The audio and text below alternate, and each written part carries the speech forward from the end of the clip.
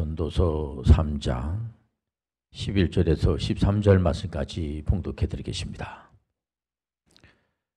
하나님이 모든 것을 지으시되 때를 따라 아름답게 하셨고 또 사람들에게는 영혼을 사모하는 마음을 주셨느니라.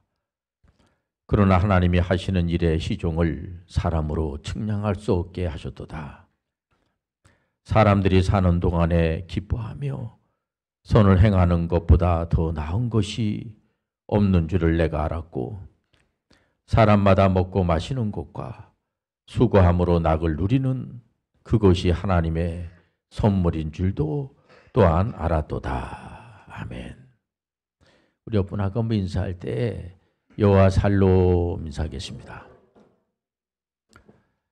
넘치는 선물, 넘치는 선물. 오늘 설교의 제목이 되겠습니다. 여러분들이 근래에 선물을 받아보신 분이 있습니까? 선물을 받으면은 기분이 좋잖아요. 선물. 근데 어떤 분들은 선물을 본인 자신이 만들어 가지고 자기가 자기한테 주는 사람이 있다고 그래요. 그런데 선물이라고 할 수는 없죠. 우리가 신앙생활 하시는 분들은 하나님으로부터 이제 구원의 선물을 받는데 그 구원을 받기 위해서 그냥 하나님이 구원을 선물로 주시는 겁니다. 그래서 오직 은혜로 선물을 받는데 어떤 분들은 그 선물을 잘못 해석해 가지고 자기가 그 선물을 만드는 겁니다. 구원이라는 것을 자기가 만들어 가지고 자기에게 준다는 겁니다. 그것은 잘못된 거예요. 구원은 하나님이 주시는 선물이에요. 창조주 하나님께서 피조물 사람들에게 창조주 하나님은 모든 것을 창조하시기 때문에 이 피조물 사람들은 창조할 수가 없어요. 하나님께서 인류에게 이 산소, 이 공기를 주지 않으면은 우리는 숨 막혀서 죽습니다. 하나님께서 선물로 주신 겁니다. 하나님께서 먹고 마시고 하는 거, 또 수고해서 낙을 누리고 하는 거 전부 다 하나님의 선물이라고 하는 겁니다. 하나님이 주신 선물을 여러분들 듬뿍듬뿍 받아가시길 바랍니다. 창조주 하나님께서 가만히 생각해 보니까는 창조주 하나님께서 모든 것을 다 공급해 주시는구나. 이런 사실을 아는 것은 성경적 세계관으로 무장되어 있고 거듭나야지만 우리가 알 수가 있지 않습니까? 전도서 기자는 자세하게 설명을 하고 있습니다. 전도서 3장 11절에 하나님이 모든 것을 지으시되 때를 따라 아름답게 하셨고 또 사람에게는 영혼을 사모하는 마음을 주셨느니라. 영혼을 사모하는 마음. 하나님께서 모든 이 선물을 아주 가지가지 선물을 하나님께서 듬뿍듬뿍 다 주시고 그리고 사람에게만 영혼을 사모하는 그래서 이제 이 코로나 이 팬데믹 때문에 많은 분들이 힘들어하는 것이 뭐냐면 우리는 하나님께 예배를 드려야 되는데 삼위일체 하나님께 예배를 드려야 되는데 예배를 드리지 못하니까 답답해지는 겁니다. 영혼을 사모하는 마음을 식물계라든가 광물계라든가 이 동물계에다가 하나님께서 주시지 않으시고 사람에게 하나님 형상으로 지음받은 사람에게만 요즘 이제 강아지들이나 이렇게 동물들을 잘해야죠. 우리가 하나님께서는 동물이나 식물이나 광물계나 이런 쪽을 하나님께서 우리에게 맡기셨어요. 잘 다스리고 지배하고 잘 보호해줘라. 이렇게 하나님께서 그렇기 때문에 우리가 잘해야죠. 자연을 파손하고 훼손하고 동물들을 함부로 하고 이러면 안 되죠. 그러나 그런 것들은 영혼이 없어요. 영혼이. 우리 속에는 영혼이 있기 때문에 사람은 이렇게 눈으로 보이는 것만 전부가 아니에요. 우리 속에는 하나님의 영혼이 있는 거예요. 하나님이 주신 선물. 영혼을 사모하기 때문에 믿음의 사람들은, 신앙생활 하시는 분들은 예배 드리는 것을 너무 귀하게 여기는 겁니다. 예배 드리다가 여러분들 하나님을 만날 줄 믿습니다. 하나님 아버지 함께하여 주옵소서. 예배를 드리는 것을 너무 귀하게 여기고, 그래서 우리가 기도하지 못하면 답답해지지 않습니까? 기도라고 하는 것 자체가 영혼의 호흡이라. 영혼의 호흡.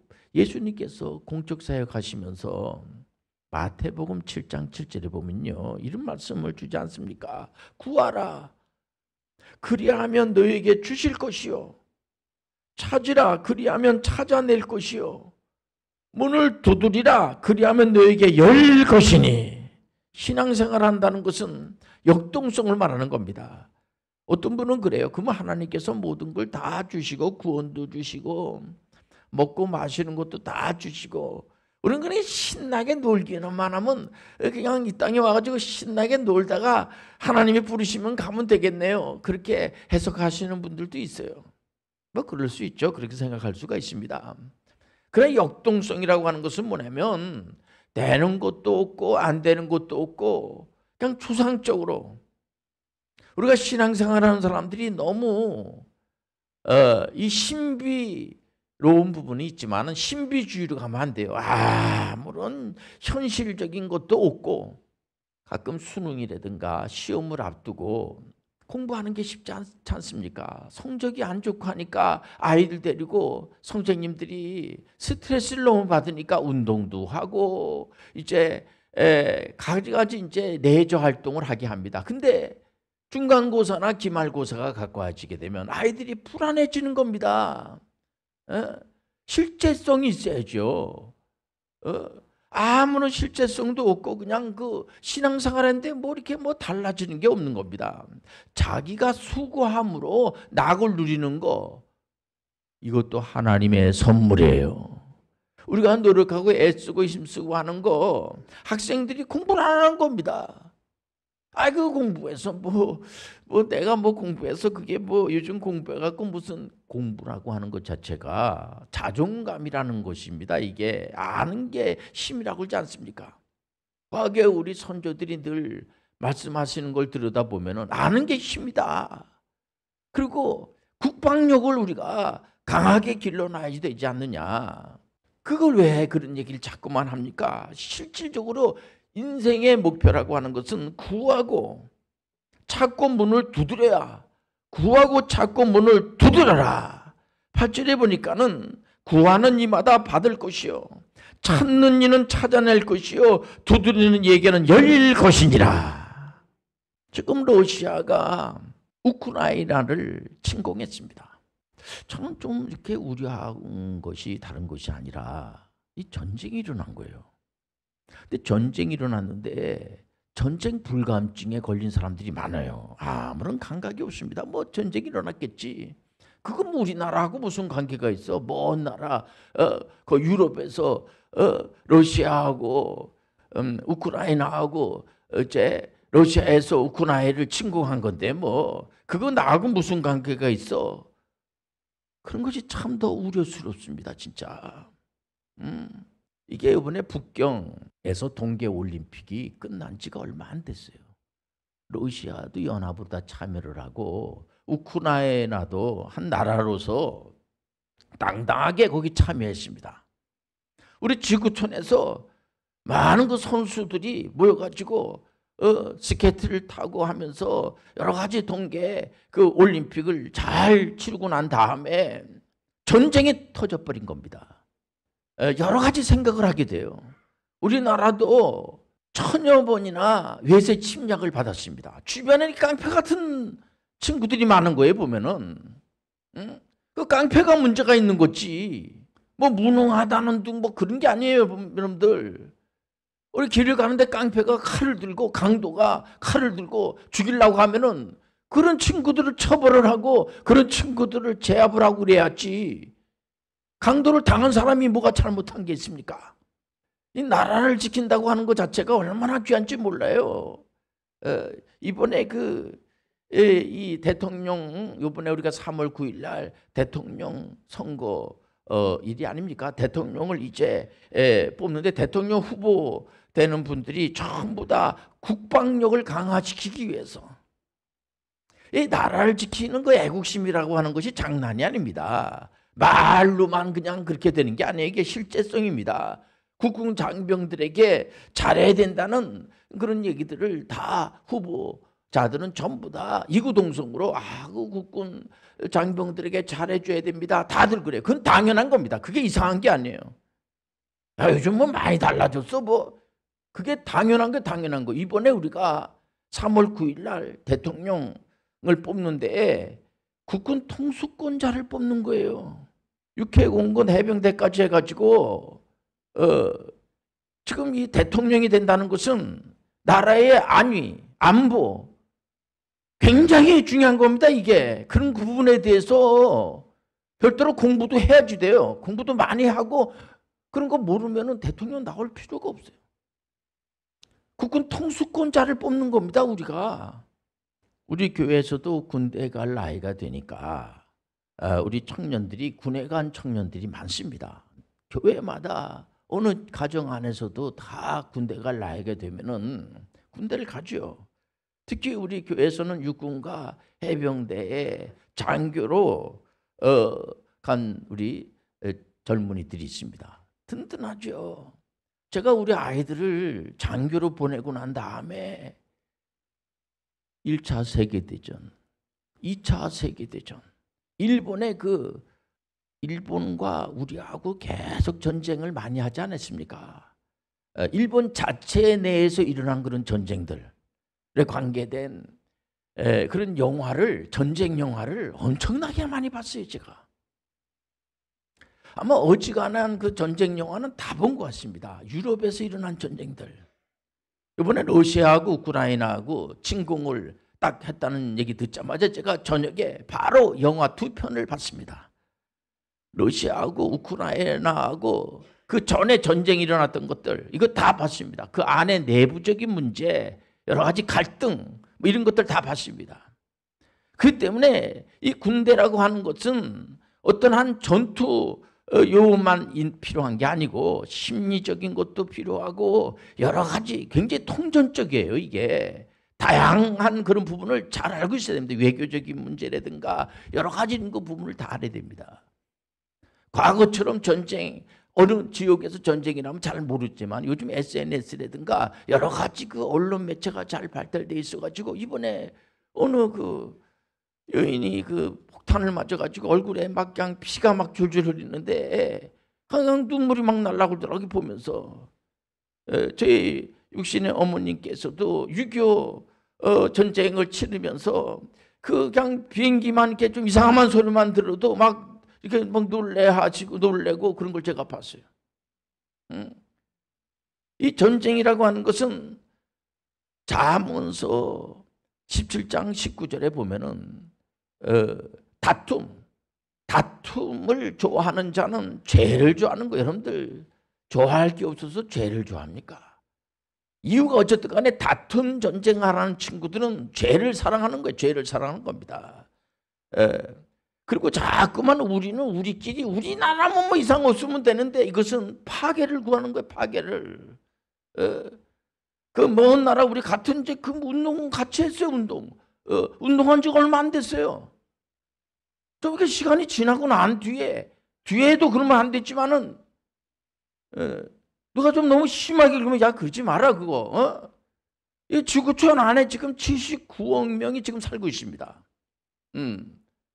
이유가 어쨌든 간에 사람이 죽어나가는 겁니다. 죽어나가. 이번에 보니까 이게 뭐 금방 끝났냐 뭐 늦게 끝날 거다 뭐 참여할 거냐 안 했냐 이런 문제를 따질 게 아니에요. 보면은 이건 일단 그런 전쟁을 일으키려고 하는 그런 마음을 갖는 거 순간에 그저 유럽에서 1차 2차 세계대전이 막 일어나지 않았습니까? 독일이. 일본 이쪽에서는 일본이 그 전쟁을 일으키고 이 전쟁에 대해서 억제하기 위해서 우리 아이들을 되도록이면 해병대 장교로 가서 뭔가 좀 애국심을 가지고 나라를 지키겠다고 하는 하나님께서 주신 이 나라를 여러분들 지키지 못하는 것도 낙을 누리지 못하는 거예요. 여러분들 우리는 하나님께서 모든 선물을 다 줬지만은 우리가 애를 쓰고 열심을 해야지만 된다는 걸 아시길 바랍니다. 가만히 있다고 되는 게 아니에요. 예수님께서도 공생에 공적 사역에서도 보면은 요한복음 14장 12절에 제가 계속해서 이 말씀을 왜 전합니까? 여러분들 이 말씀을 왜 듣습니까? 예수님께서 제자들에게 진실로 진실로 내가 너희들에게 말하는데 나를 믿는 자는 내가 하는 사역, 예수님이 하신 사역도 할 수 있을 뿐더러 더 큰 일도 할 수가 있다. 그 말씀이 뭡니까? 이런 말씀은 우리가 하나님께서 모든 선물을 다 주셨으니까 그 가지고 그냥 누리고 가만히만 있어, 이게 아니고요. 예수님이 하셨던 그 방법대로 기적의 위임사기라는 것은 하나님의 나라를 위해서 복음의 선교사들이 되어가지고 아무런 목적도 없이 내가 이 땅에 왜 왔는지, 어떻게 살아야 되는지, 어디로 가야 되는지도 모르게 그냥 가는 인생이 아니라 이제 우리가 분명한 목표를, 교회의 최종의 목표는 선교하는 거예요. 교회가 뭐예요? 우리가 교회는 목사님들이 또 신학대학 교수님들이 교회는 있는 건물 귀하죠. 건물이 교회가 아니에요, 여러분들. 여러분들 한 사람 한 사람들이 교회라는 걸 아시길 바랍니다. 우리가 교회야. 우리 안에 하나님의 영이 임재하신 거야. 우주 만물을 다스리는 분이 우리 가운데에 계시는 거예요. 이분이 우리를 푸른 초장으로 인도해 주실 줄 믿습니다. 그런 의협심이 있어야지 돼요. 우리는 참 그 외세의 침략을 많이 받은 나라입니다, 진짜. 우리가 6.25 때에 다른 나라들로부터 우리가 많은 지원을 받은 나라예요. 도움을 받은 나라입니다. 의협심이 있어야지. 우리가 남한테 은혜를 받았으면 우리도 보상해야지 되겠다는 생각을 가지고 있어야 돼요. 은혜를 받았으면 아이 뭐 은혜 그때 은혜만 받고 배반하고 이런 게 아니고, 예수님께서 나 같은 인생들을 구원해 주시니까 우리 주님을 위해서 죽을 수도 있다는 거예요. 여러분들 나라 민족을 위해서 죽을 수도 있다는 거예요. 우리가 에스더서를 왜 읽습니까? 우리가 그 3.1절이라든가 6.25 행사라든가 우리가 8.15 행사를 꼭 제가 우리 아이들을 데리고 이 여전도회관에서, 그 여전도회관이 138년 전에 언더우드 선교사님이 언더우드 젊은 목사님이 138년 얼마 되질 않았어요. 예수 그리스도의 복음을 들고 대한민국에 온 겁니다. 대한민국에 와가지고 복음을 전하는데 그 자리가 언더우드 목사님의 선교본부 자리야. 그 선교본부 자리에서 애국심을 곡차하기 위해서 그런 행사할 때에 거기서 자꾸만 그런 설교를 듣고 하다 보니까 우리 젊은이들이 애국심이 발동이 돼가지고 내가 군대 갈 나이가 돼서 나는 이제 해병대 장교로 가야 되겠다, 육군 장교로 가야 되겠다. 어떤 친구들은 우리 아직은 이제 여자들은 의무 복무가 아니잖아요. 그런데도 우리 교회에서는 벌써 여학생인데 대학을 졸업을 하고 장교로 가서 지금 벌써 군 장교 대위가 되고, 한 친구는 이제 포병 중위가 되고, 그게 뭡니까? 우리가 하나님의 은혜 가운데서 우리가 이렇게 이 땅에 살면서 그냥 빈둥빈둥 거리다가 그냥 세월 다 보내고 그런 것이 아니고요. 우리는 선교의 사역에 감당하는 모든 이들은 교회이기 때문에, 한 사람 한 사람이 다 교회이기 때문에 한 사람 한 사람들이 전부 다 선교사라는 것을 잊지 마시길 바랍니다. 나만 선교사가 아니라 다른 사람들까지도 전문의 선교사가 되는 것을 두려워하지 마시길 바랍니다.